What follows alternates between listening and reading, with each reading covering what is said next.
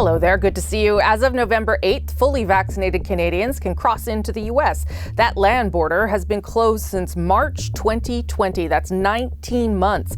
But while we now have a date for the reopening, there are still some outstanding questions around how it will all unfold.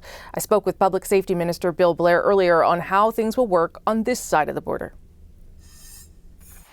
Good to see you, Minister Blair. Thanks, Rosemary. Let's start with what this change of policy could mean on our side of the border. Do we expect things to slow down, for it to change anything dramatically from our perspective? Yeah, we're fully anticipating we're going to see some pretty significant volume increases. I know there's a pent-up demand. We've been hearing from lots of Canadians, for example, who are very anxious to get to the United States, either just to see relatives, but some to go on their winter vacations. Yeah. And so we do anticipate, with the new rules implemented at the United States border, that we will see an increase of volumes in both directions crossing that border. And so you're preparing for that, I imagine, bulking up support and resources on the border, because presumably you would need more people there. Yeah, you know what, we've been working on that. You'll recall we did a phased implementation of our own approach to easing some of those restrictions, first of all, starting off with fully vaccinated Canadians, then Americans, and then foreign nationals. And so we've been, working with our American counterparts, because we do a lot of collaborative work at that border, to make sure that we've got the resources in place. And we've been trying to lean our processes to, our border officers have been asking a lot of health-related questions, with the advent of new technologies, and we've been able to speed up those processes. And although there'll be an impact, we'll be ready. Okay, I have a few questions, knowing that you may not have all the answers because this is a U.S. policy, but you'll bear with me as I attempt to get some clarity. First of all, unvaccinated children, will they be able to cross the land border with their parents, from what you understand? Yes, my understanding that they will be able to cross up to a certain age, because as we all know, kids under 12 can't be vaccinated at this point. They'll be allowed to enter the country. There may be some restrictions placed upon the type of activities they engage in, or that they wouldn't necessarily go into situations where they could potentially infect others, but they'll be allowed to pass, as we already allow in our country. Yes. Okay. Starting in January, the U.S. is going to require vaccination for even essential workers, including truck drivers that cross the border. Will we do something similar to that, Minister? I think now that we've reached over 82% of eligible Canadians vaccinated, I think we need to take full advantage of the benefit that actually provides to us, and it's certainly something that our government is looking at very carefully, and we'll work with our American counterparts. Maintaining those supply chains and the movements of essential workers and goods has been a priority for us right from the beginning. But we believe that if there is an opportunity, and I believe there is, and for fully vaccinated travelers, for even among essential travelers, to provide greater assurances, health assurances for Canadian travelers, I think it's something that certainly we'll be exploring. So Canadians obviously crossing to the U.S. still have to provide a negative COVID test when they return to Canada.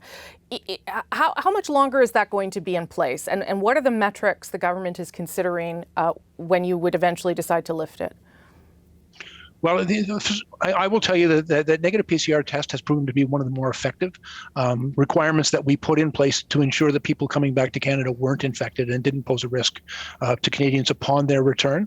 The Americans, by the way, have announced that they're not going to require a PCR test for land border traffic. But as of Friday morning, they announced that on November the 8th, when they implement their new requirements for full vaccination for air travel, they're going to retain the requirement for a negative PCR test, exactly as Canada does.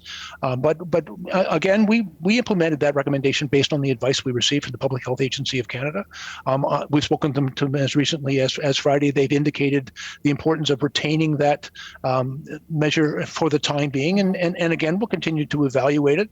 We'll look at the experience in other jurisdictions, but right now it's been a very effective protection for Canadians. And I know in our conversations with the province, our provincial partners, they're also very concerned about ensuring that people coming across those international borders can do so safely, and so we remain committed to that. Vaccine passports. I talked to your colleague Omar Alghabra last weekend. He says they are coming. Is the holdup at this stage not with the provinces, but perhaps more with the technology? And do you have an updated timeline on when we might expect them? Yeah, there's been a lot of work going on with the provinces, and there's still some work to do. Let me be very clear on that. But the Prime Minister's made it very clear to all of us that this remains a significant priority to make sure that we have a proof of vaccination certificate available for international travel for Canadians. I'm fairly confident that in the coming weeks we will be able to provide additional updates. This work has been ongoing now for several months. We've been working with the provinces and territories. I'm hopeful that we are going to see some progress on providing that, perhaps not in every jurisdiction, but because the work is ongoing, but we've made real progress on it, and it is a priority for us, Rosemary. So, I'm hopeful that by the end of October, we should be able to announce real progress. Okay, would that mean, Minister, just so I understand, that it could roll out for some provinces faster than others? Well, it's a possibility, but we are hoping to have a coordinated response, and so there's still some work ongoing. But all of the provinces, I think, in our conversations with them, they understand the importance of an international proof of vaccination certificate, and that work is ongoing. The technology issues have been, I think, addressed, and we're just getting the job done now. It's a priority for us, and it's a priority for Canadians, to travelers, and so we'll make sure that we get it done as quickly as we possibly can. Okay, October 26th. Will I still be able to call you Minister of Public Safety, do you think? Well, you can call me any time, but those decisions are going to be made by the Prime Minister. And you would like to keep the job, though. Is that fair to say? Actually, the work that I've been allowed to do for the Government of Canada, for the people of Canada, has been an honor and a privilege, and I'm very grateful for the opportunities that have been afforded. Okay, we'll see where things land then, Minister. Thank you for your time today. Appreciate it. Thank you very much.